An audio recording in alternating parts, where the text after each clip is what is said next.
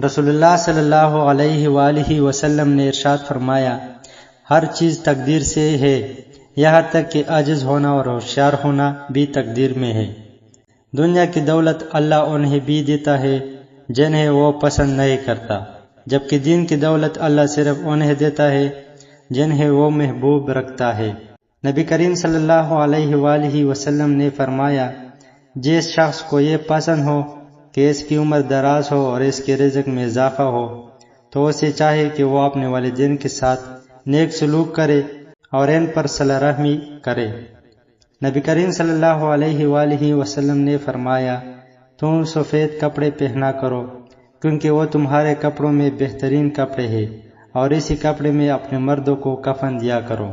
جب آزمائشوں میں مبتلا ہو، تنگ دستی ہو، پریشان ہو تو سن لے، آزمائش جتنی سخت ہوتی ہے اس کا بدلہ بھی اتنا ہی بڑا ملتا ہے۔ اسی طرح انفارمیٹو ویڈیو کے لیے ہمارے چینل کو سبسکرائب کریں اور ویڈیو کو لائک کریں۔